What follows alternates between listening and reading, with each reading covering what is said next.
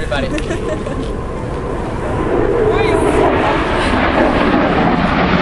Oh, wow. We planned that.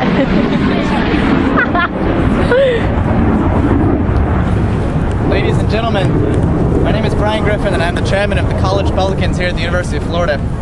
And today we are commemorating the 20th anniversary of the fall of the Berlin Wall and what that means to us as citizens and as defenders of freedom.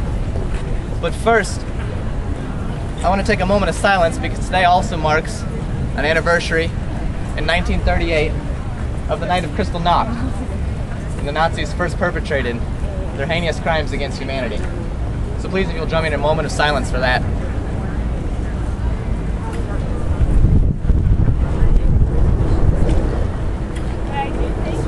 We're here today with a symbolic Berlin Wall to reflect on what the Berlin Wall meant for those who lived in front and behind of it, and what it meant for the citizens of Berlin, of Germany, and of the free world when it came down on November 9th in 1990.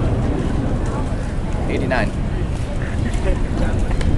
There were, before the wall was erected, 3.5 million Germans understood what it meant that this wall was going up.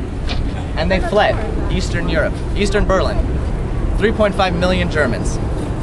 And then from 1961 to 1989, the Soviet regime erected this wall. And over that period of time, 5,000 people attempted to flee from the autocratic and oppressive regime of the Soviets. 100 to 200 people lost their lives in simply trying to escape the prison that was Eastern Berlin. After the Nazis were defeated by the allies of the United States, Britain, France, and Russia, Germany was divided into 4 sections, with each of the major allies that I just listed controlling and rebuilding a different part of Germany. And so too was Berlin, even though it lied deep-seated in Russian territory of Germany.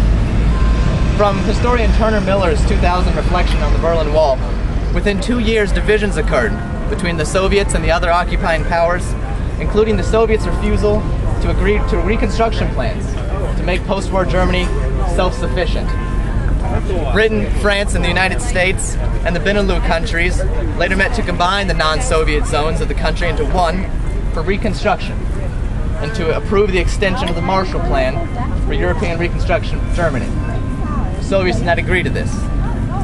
As early as 1945, Stalin revealed to German communist leaders that he expected to slowly undermine the British position within the British occupation zone, and that the United States would withdraw within a year or two, and that nothing then would stand in the way of a united Germany under communist control, under Soviet Russia, what was coined as the Iron Curtain, or the Eastern Bloc, Stalin's attempt to convene countries that bordered him to be a communist stronghold in a world evolving into freedom.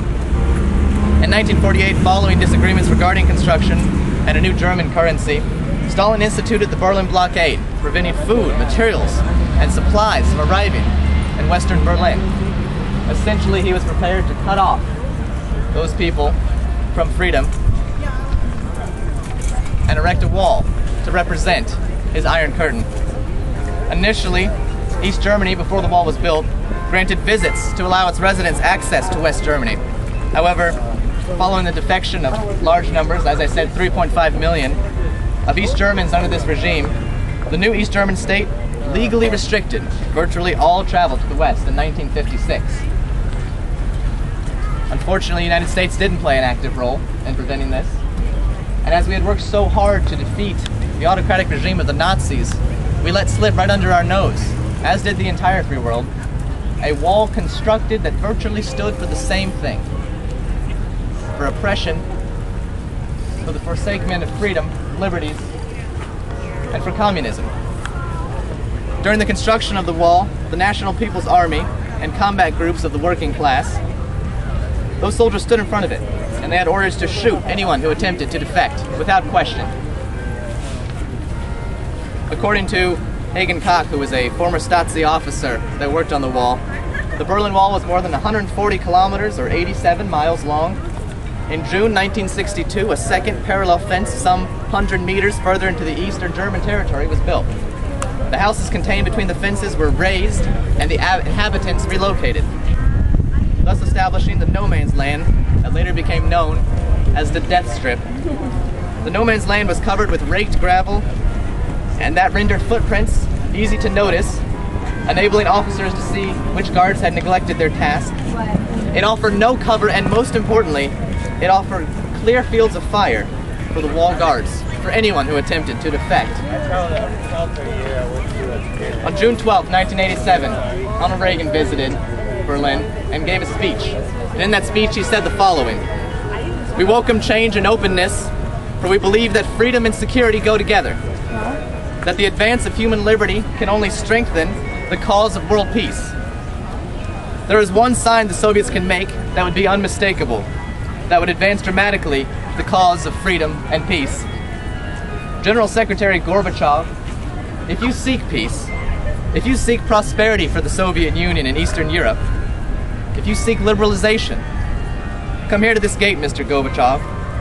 Open this gate. Mr. Gorbachev, tear down this wall."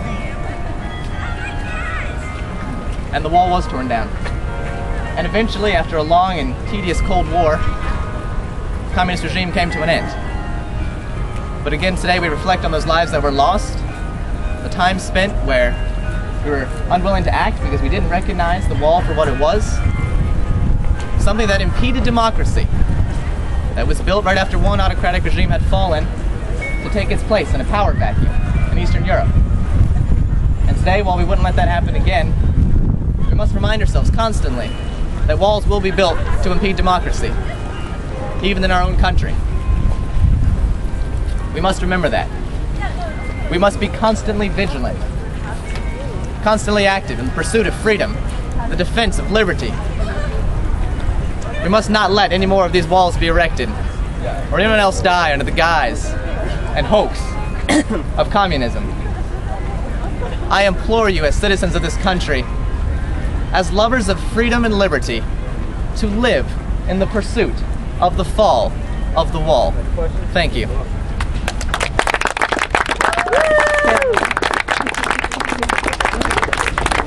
Symbolically now, I invite you to join me, and let's knock this wall down. And remember what that means. Have at it.